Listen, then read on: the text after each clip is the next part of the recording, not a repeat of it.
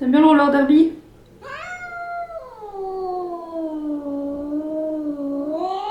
Pas trop. Salut tout le monde, ça fait un bail, j'espère que vous allez bien. Aujourd'hui on se retrouve dans une nouvelle vidéo parce que j'ai une grande nouvelle à vous annoncer. Vous l'avez lu, vous l'avez vu et vous l'avez peut-être découvert grâce à mon compte Instagram. J'ai réussi mes minimum skills. Et donc aujourd'hui je voulais faire une petite vidéo dédiée à ça pour vous expliquer un peu en quoi ça consiste, pourquoi c'est important de les réussir et vous expliquer aussi évidemment la suite après cette première saison de roller derby à Namur. Bon déjà avant de commencer je vais vous introduire aux minimum skills. Alors les minimum skills regroupent deux choses.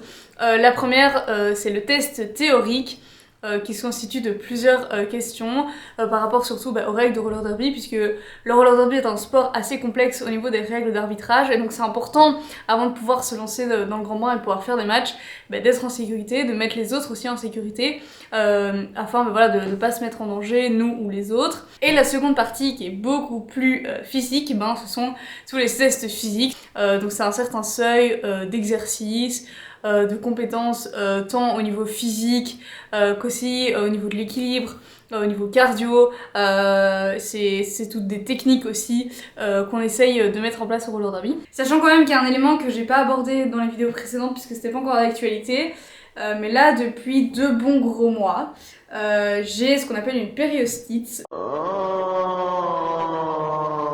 Donc en gros, regardez mes magnifiques chaussettes. J'espère que vous avez la ref.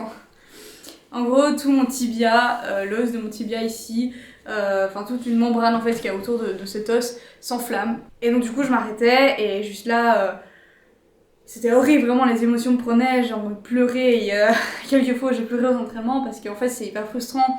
Pendant 2 mois on s'entraîne à quelque chose et en fait tout va bien, on sent qu'on a une progression personnelle, c'est super chouette et on prend du plaisir et tout, et puis d'un coup il y a un truc qui vient nous stopper comme ça, on a un énorme frein et on peut juste pas continuer cette progression, donc ça je trouve ça hyper frustrant.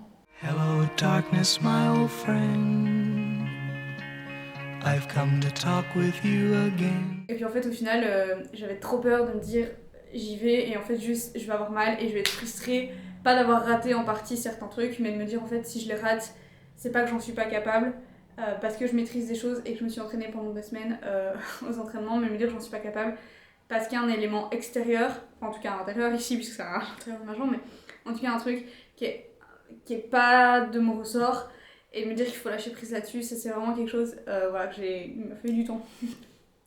Et là heureusement pour moi ça s'est bien passé, et donc du coup on a eu les résultats quand même assez rapidement. Se dire ok est-ce que c'est réussi, raté, donc l'idée c'était qu'il fallait au moins 80% qui soient réussis je pense, et j'ai eu 95. Plus de 95%, donc franchement je suis super contente. Mais du coup la suite c'est quoi? Et puis normalement pour la saison prochaine on sera répartis du coup de différentes manières, donc on a pu en fait exprimer nos choix, de se dire ok voilà moi l'an prochain par exemple j'ai envie de monter en équipe, j'ai envie de me dire ok j'ai envie d'intégrer une équipe, j'ai envie de jouer des matchs, j'ai envie que les entraînements soient vraiment plus axés sur le roller derby et moins sur la technique.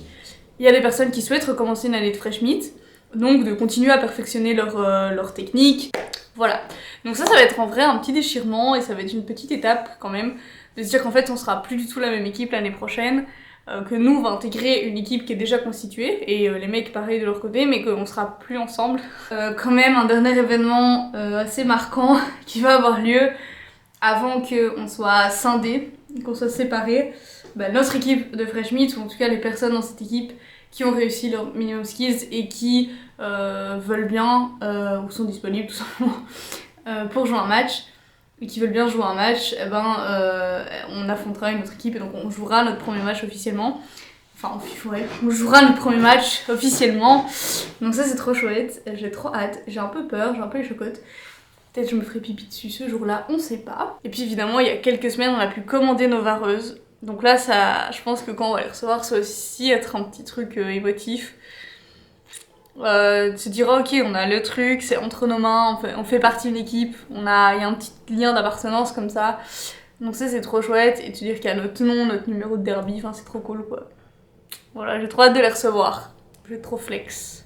Et avant de conclure cette vidéo, je voulais déjà vous remercier de continuer à me suivre, malgré le fait que voilà ça va changer, je serai plus dans des conseils de débutantes. Enfin si, je serai toujours débutante, mais je veux dire ce sera plus beaucoup moins technique, donc je vais essayer évidemment de faire évoluer les contenus. Je vous tiens au courant de tout ça évidemment sur Instagram, donc à nouveau n'hésitez pas à aller vous abonner à mon compte Instagram parce que c'est là-dessus que je crée le plus de contenu quasiment quotidiennement.